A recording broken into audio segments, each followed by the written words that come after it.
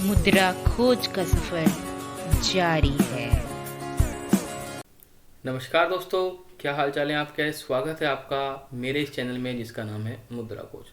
दोस्तों, आज हम देखेंगे एक फंडामेंटल एनालिसिस हिंदुस्तान की सबसे बड़ी एफएमसीजी की कंपनी का जिसका नाम है हिंदुस्तान यूनिलीवर, और जानेंगे पूरी डिटेल में हिंदुस्तान यूनिलीवर के बारे में और पास्ट की परफॉर्मेंस के बारे में जानेंगे और आगे के क्या प्रोस्पेक्टिव्स हैं कंपनी के उसके बारे में जानेंगे।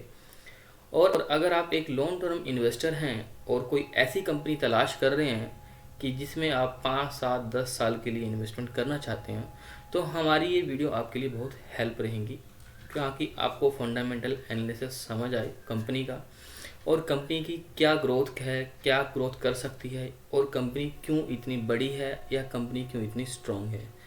तो आइए शुरू करते हैं, वन बाय वन समझेंगे पूरी डिटेल में और लास्ट में जानेंगे कि आने वाले समय में कौन सी ऐसी कंपनीज हैं जो हिंदुस्तान लीवर को टक्कर देंगी, चाहे वो मार्केट कैप के मामले में हो, चाहे वो ग्रोथ के मामले में हो।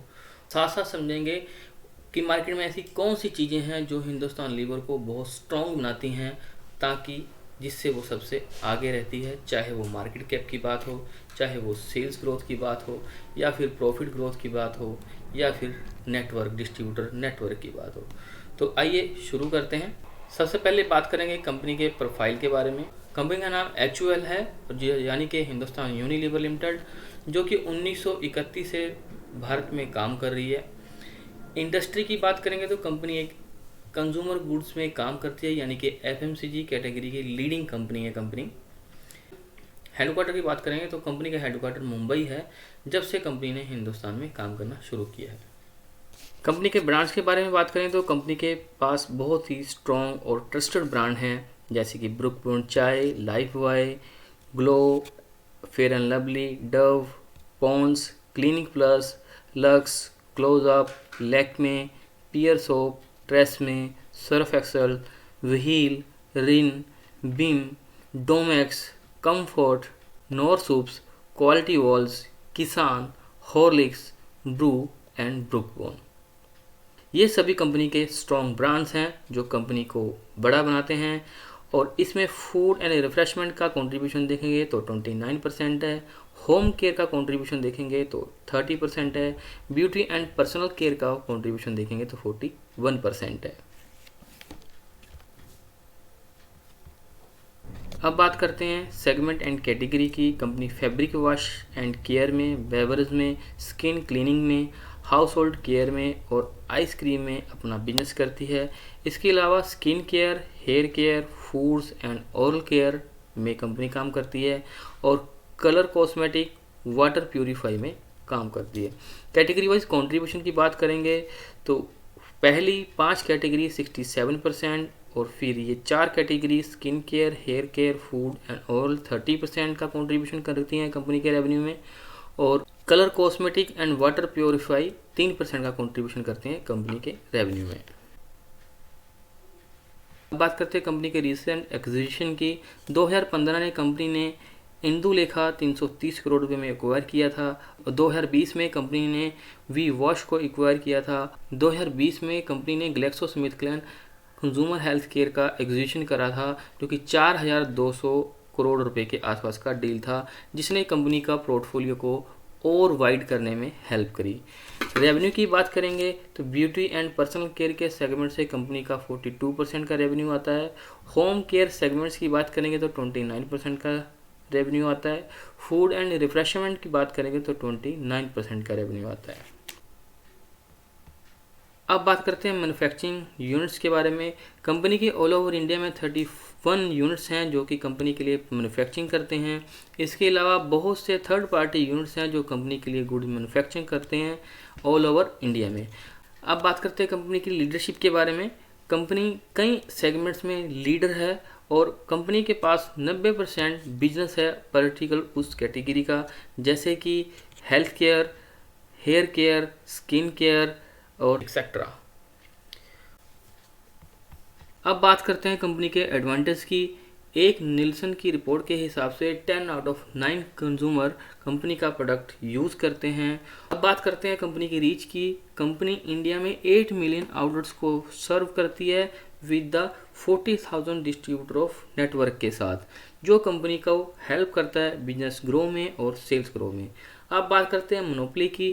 कंपनी की अपने कई सेगमेंट्स में मोनोपोली है, जहां पर कंपनी का दूर दूर तक कोई कंपटीटर नहीं है, जैसे कि washing powder, personal care and ketchup. अब बात करते हैं स्ट्रॉन्ग डिस्ट्रीब्यूटर नेटवर्क की। एक स्ट्रॉन्ग डिस्ट्रीब्यूटर नेटवर्क कंपनी को बड़ा बनाने में बहुत बड़ा योगदान करता है, क्योंकि कंपनी को अगर अपना प्रोडक्ट छोटे से छोटे हर तरह के कस्टमर के तक पहुंचाना है तो डिस्ट्रीब्यूटर, एक स्ट्रॉन्ग डिस्ट्रीब्यूटर नेटवर्क होना बहुत ज़रूरी है। कंपनी का हर 10,000 के पॉपुलेशन टाउन में एक डायरेक्ट डिस्ट्रीब्यूटर है, जो कि कंपनी का प्रोडक्ट हर छोटे बड़े टाउन में हर तरह के कस्टमर तक पहुंचाने में हेल्प करता है। Pricing is approachable to everyone. Company की प्राइसिंग की बात करें तो बहुत अप्रोचेबल है। कंपनी 2 रुपीज़ से स्टार्ट कर 2,000 रुपये तक का प्रोडक्ट बनाती है, ताकि हर कैटेगरी का कस्टमर, ए कैटेगरी का, बी कैटेगरी का, सी कैटेगरी का, हर तरह का कस्टमर कंपनी का प्रोडक्ट खरीद सके। अब बात करते हैं कंपनी की स्ट्रेंथ की। सबसे पहले बात करेंगे पोटेंशियल की। मार्केट में कंपनी के लिए बहुत पोटेंशियल है, क्योंकि अगर बात करेंगे हिंदुस्तान की, तो हिंदुस्तान में बहुत सी ऐसी अनऑर्गेनाइज कंपनीज हैं जो अभी भी अपने गुड्स बेच रही हैं। जैसे जैसे इंडिया के लोग एजुकेटेड होते जा रहे हैं, वो ऑर्गेनाइज सेक्टर में कन्वर्ट होते जा रहे हैं और ऐसी कंपनीज को बहुत फ़ायदा मिल रहा है। अब बात करते हैं रूरल ग्रोथ की। अगर आप देखेंगे पिछले कुछ समय में एफएमसीजी कंपनी की रूरल में बहुत तेज़ी से ग्रोथ हुई है। उसका कारण ये है कि रूरल में जो लोग रह रहे हैं, उनकी बाइंग पावर में और उनकी कंज्यूमिंग पावर में पिछले कुछ सालों में बहुत तेज़ी से बढ़ोतरी आई है।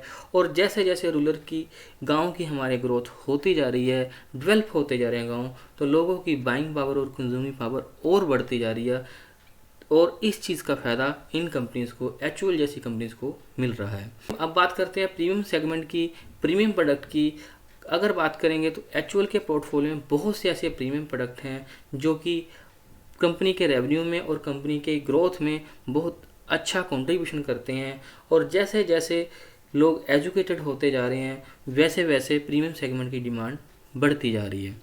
अब बात करते हैं अर्बनाइजेशन की। जैसे जैसे शहरों का शहरीकरण होता जा रहा है, लोग पढ़ लिख रहे हैं और अपनी नौकरियां कर रहे हैं और ज़्यादा पैसा कमा रहे हैं, तब वो एक ऑर्गेनाइज सेक्टर की तरफ कन्वर्ट हो जाते हैं। तो उस अर्बनाइजेशन का भी कंपनी को बहुत फ़ायदा मिल रहा है। अभी भी जो अर्बनाइजेशन में स्कोप देखेंगे हिंदुस्तान में, तो बहुत ज़्यादा स्कोप है, जहाँ पे हमारे शहरीकरण बड़ी तेज़ी से तब्दील हो रहे हैं। तो अब बात करते हैं फंडामेंटल एनालिसिस की। इसमें हम जानेंगे कंपनी के फाइनेंशियल्स के बारे में और उसके कंपटीटर के फाइनेंशियल्स के बारे में। सबसे पहले बात करते हैं ऑपरेटिंग प्रॉफिट की। अगर एचयूएल की बात करेंगे तो 11,625 करोड़ रुपए है। आईटीसी की बात करेंगे तो 17,065 करोड़ रुपए है, जिसमें से तंबाकू कैटेगरी का बहुत ज़्यादा कंट्रीब्यूशन है। अगर एफएमसीजी कैटेगरी की बात करेंगे तो सिर्फ 12 से 15% कंट्रीब्यूशन है। उससे बाद बात करेंगे P&G की, यानी कि प्रॉक्टर एंड गैम्बल की, जिसका ऑपरेटिंग प्रॉफिट है 886 करोड़ रुपए। उसके बाद बात करेंगे नेस्ले की, और जिसका प्रॉफिट है 3592 करोड़ रुपए। उसके बाद बात करेंगे ब्रिटानिया इंडस्ट्री लिमिटेड की, जिसका ऑपरेटिंग प्रॉफिट है 2509 करोड़ रुपए। तो यहाँ पे ऑपरेटिंग प्रॉफिट के मामले में कंपनी सबसे आगे है। अब बात करते हैं नेट प्रॉफिट की। अगर एक्चुअल की बात करेंगे तो 8879 रुपये, और आईटीसी की बात करेंगे तो 14,802 करोड़ रुपए। अगर P&G की बात करेंगे तो 1823 करोड़ रुपए। अगर नेस्ले की बात करेंगे तो 2145 करोड़ रुपए, और ब्रिटानिया की बात करेंगे तो 1525 करोड़ रुपए। यहाँ भी एक्चुअल सबसे आगे है। अब बात करते हैं रिटर्न ऑन इक्विटी की। रिटर्न ऑन इक्विटी की अगर 10 साल की बात करेंगे तो 45% है। अगर 5 साल की बात करेंगे तो 36% है। अगर 3 साल की बात करेंगे तो 28% है। अगर 1 साल की बात करेंगे लास्ट ईयर की तो 18% है, जो कि यहाँ पे रिटर्न ऑन इक्विटी ये दर्शाती है कि कंपनी ने अपने शेयर होल्डर्स को क्या रिटर्न ऑन इक्विटी दिया है लास्ट के कुछ सालों में, 5 सालों में, 10 सालों में, 3 सालों में और 1 साल में। अब बात करते हैं ROCE की, यानी कि रिटर्न ऑन कैपिटल। एम्प्लॉय पे। अब बात करेंगे 2013 की तो 131%, अगर बात करेंगे 2014 की तो 148%, 2015 की बात करेंगे तो 140%, 2016 की बात करेंगे तो 112%, 2017 की बात करेंगे तो 91%, 2018 की बात करेंगे तो 103%, 2019 की बात करेंगे तो 116%, 2020 की बात करेंगे तो 117%, 2021 की बात करेंगे तो 39%। लास्ट क्वार्टर जो कंपनी का गया है 2022 में, उसका 25%। तो अब बात करते हैं डेट टू रेशो की।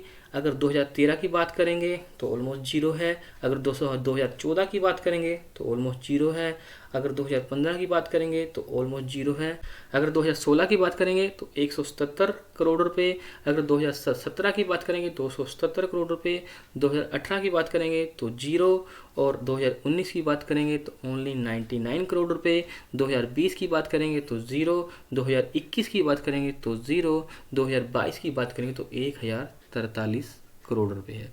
तो ऑलमोस्ट डेट फ्री है कंपनी। अगर हम पास्ट के 10 ईयर्स की पे नज़र डालते हैं, जो कि कंपनी के लिए बहुत बड़ा एक प्लस पॉइंट होता है, और उस क्योंकि कंपनी जितना कमाएगी, जितना उसके पास डेट कम होगा, उतना ही प्रॉफिट वो खुद लेगी और अपने शेयर होल्डर्स को देगी। अब बात करते हैं लास्ट 10 ईयर की कंपाउंडिंग सेल ग्रोथ की। ये हमें यहाँ पे ये बताता है कि लास्ट के 10 ईयर्स में या स्पेसिफिक एक ईयर में कंपनी की सेल ग्रोथ क्या रही है। अगर 10 साल की बात करेंगे तो 8%, 5 साल की बात करेंगे तो 10%, 3 साल की बात करेंगे तो 10%, और TTM की बात करेंगे तो 12%। अब बात करते हैं कंपाउंडिंग प्रॉफिट ग्रोथ की। ये हमें यहाँ पे ये बताता है कि लास्ट 10 ईयर में या स्पेसिफिक ईयर में कंपनी का क्या प्रॉफिट रहा है। अगर 10 साल की बात करेंगे तो 13%, 5 साल की बात करेंगे तो 16%, 3 साल की बात करेंगे तो 13%, TTM की बात करेंगे तो 9%। अब बात करेंगे स्टॉक प्राइस CAGR की। ये हमें यहाँ पे ये बताता है कि कंपनी के शेयर प्राइस में लास्ट 10 ईयर में या स्पेसिफिक ईयर में क्या ग्रोथ आई है। अगर बात करेंगे 10 साल की तो 17% का ग्रोथ दी है कंपनी ने अपने शेयर होल्डर्स को। अगर बात करेंगे 5 साल की तो 18% की ग्रोथ दी है कंपनी ने अपने शेयर होल्डर्स को। 3 साल की बात करेंगे तो 9% की ग्रोथ दी है। अगर TTM की बात करेंगे तो -10% है। दोस्तों, ये था एक हिंदुस्तान लीवर का फंडामेंटल एनालिसिस। अगर हम देखें फाइनेंशियल के हिसाब से या आंकड़ों के हिसाब से, कंपनी बहुत बेस्ट नज़र आ रही है। चाहे हम मार्केट कैप के मामले में बात करें, कंपनी सबसे आगे है। चाहे हम पास्ट की परफॉर्मेंस की बात करें, वहाँ पे भी कंपनी सबसे आगे है। और डेट के मामले में बात करें तो कंपनी ऑलमोस्ट डेट फ्री है। और कंपाउंडिंग सेल ग्रोथ में या कंपाउंडिंग प्रॉफिट ग्रोथ में या स्टॉक प्राइस की ग्रोथ के मामले में सबसे बेहतर नज़र आ रही है कंपनी यहाँ पे। जो कि एक अच्छी कंपनी में सभी पॉइंट्स होने चाहिए, वो यहाँ पे इस कंपनी में है। तो आइए अब देखते हैं हिंदुस्तान लीवर के सबसे बड़े 5 कंपटीटर कि क्या जो इस कंपनी को लगातार कंपीट करते आ रहे हैं, और जानेंगे साथ में 5 ऐसे पॉइंट जो हिंदुस्तान लीवर को बड़ा बनाते हैं, जो कंपनी के स्ट्रॉन्ग पॉइंट हैं जिस पे कंपनी को बीट करना बहुत मुश्किल है दूसरी कंपनीज के लिए। आइए एक बार समझते हैं। तो दोस्तों, ये है हिंदुस्तान लीवर के 5 सबसे बड़े कंपटीटर। सबसे पहले है ब्रिटानिया, उसके बाद प्रॉक्टर एंड गैम्बल, उसके बाद नेस्ले, और उसके बाद रुचि सोया, जो अभी हाल फिलहाल लिस्ट हुए कंपनी, लेकिन आने वाले समय में दावा कर रही है कि हम हिंदुस्तान लीवर से बड़े हो जाएंगे।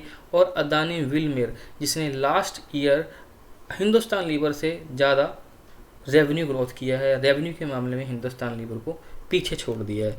तो आइए थोड़ा समझते हैं कि क्या ये कंपटीटर आने वाले समय में हिंदुस्तान लीवर को पीछे छोड़ सकते हैं। अगर बात करें मार्केट कैप के मामले में तो हिंदुस्तान लीवर सबसे आगे है। अगर बात करें सिस्टम के और प्रॉफिट के मामले में, वहाँ पे भी हिंदुस्तान लीवर सबसे आगे है। तो अब बात करते हैं कौन से ऐसे 5 पॉइंट हैं जो हिंदुस्तान लीवर को बहुत स्ट्रॉन्ग बनाते हैं। आइए उस पर नज़र डालते हैं। सबसे पहला स्ट्रॉन्ग पॉइंट है पोर्टफोलियो। हिंदुस्तान लीवर एक ऐसी कंपनी है जिसके पास 400 से ज़्यादा ब्रांड और 1000 से ज़्यादा SKU हैं, और 10 से ज़्यादा कैटेगरी में अपना पोर्टफोलियो को डाइवर्सिफाई किया हुआ है। यानी कहने का मतलब यहाँ पे ये है कि हिंदुस्तान लीवर का जो पोर्टफोलियो है वो इतना डाइवर्सिफाई है, उसके पास इतने ब्रांड्स हैं, इतने SKU हैं, दूसरी कंपनी को इसको कम्पीट करने के लिए बहुत मायदा चाहिए। तो ये एक स्ट्रॉन्ग पॉइंट है कंपनी का पोर्टफोलियो। दूसरा पॉइंट की बात करते हैं एक्सपीरियंस की। जैसे कि मैंने शेयर किया कि कंपनी 1931 में भारत में अपना बिजनेस कर रही है और 90 साल का कंपनी का एक्सपीरियंस है, और 90 साल के एक्सपीरियंस के होने के साथ साथ कंपनी को कंज्यूमर बिहेवियर का बहुत अच्छी तरह से समझ है, कहाँ पे क्या बिकता है, कंज्यूमर क्या चाहता है और कंज्यूमर क्या कंज्यूम करना चाहता है। तो ये भी एक कंपनी का बहुत बड़ा स्ट्रॉन्ग पॉइंट है, एक्सपीरियंस। तीसरा पॉइंट है दोस्तों प्रोडक्ट रेंज। अगर प्रोडक्ट रेंज की बात करें, कंपनी की सोच यहाँ पे ये है कि हर तरह का कस्टमर कंपनी का प्रोडक्ट यूज़ करे, चाहे वो किसी भी कैटेगरी का हो, किसी भी क्लास से हो। कंपनी का प्रोडक्ट रेंज की अगर बात करें तो 2 रुपये से लेकर 2000 रुपये तक का प्रोडक्ट कंपनी ने अपना मार्केट में उतारा हुआ है, ताकि हर तरह का कस्टमर उसकी पकड़ में रहे। तो 4 स्ट्रॉन्ग पॉइंट है biggest market cap. Market cap के मामले में ना तो ब्रिटानिया हिंदुस्तान लीवर को पछाड़ पाई है, ना प्रॉक्टर एंड गैम्बल पछाड़ पाई है, ना नेस्ले पछाड़ पाई है, ना रुचि सोया पछाड़ पाई है, ना डाबर या फिर और अदानी व्हीलमार्क पछाड़ पाई है।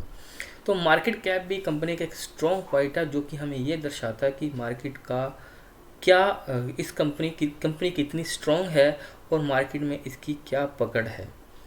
तो 5th पॉइंट है दोस्तों स्ट्रॉन्ग रीच। देखिए, किसी भी कंपनी को अपनी पकड़ मजबूत करने के लिए, अपनी सेल ग्रोथ करने के लिए एक स्ट्रॉन्ग नेटवर्क की ज़रूरत होती है, जो कि हिंदुस्तान लीवर का है। चाहे आप रूरल की बात करें या फिर अर्बन की बात करें, हर जगह पे आपको हिंदुस्तान लीवर का प्रोडक्ट अवेलेबल मिलेगा। इवन कंपनी ने हर 10,000 पॉपुलेशन के टाउन में अपना डायरेक्ट डिस्ट्रीब्यूटर बनाया हुआ है, ताकि कंपनी का प्रोडक्ट हर बड़े से बड़े शहर में और छोटे से छोटे शहर में पहुंच सके। तो ये 5 पॉइंट है जो हिंदुस्तान लीवर को बहुत स्ट्रॉन्ग बनाते हैं, और अनदर कंपनी को ये 5 पॉइंट पे बीट करना हिंदुस्तान लीवर को शायद यहाँ पे बड़ा मुश्किल नज़र आ रहा है। तो कंपनी के फंडामेंटल्स बड़े अच्छे हैं अगर पास्ट में भी देखें, और आने वाले समय में प्रोस्पेक्टिव भी बहुत अच्छे नज़र आ रहे हैं, और एक लॉन्ग टर्म इन्वेस्टमेंट कंपनी में होने चाहिए। तो मेरे हिसाब से कंपनी बहुत अच्छी है for the long term investment. बाकी आप भी एनालाइज कीजिए अपने एंड पे। धन्यवाद। वीडियो अच्छा लगा हो तो लाइक कीजिएगा और दोस्तों के साथ शेयर कीजिएगा और चैनल को सब्सक्राइब कीजिएगा। धन्यवाद।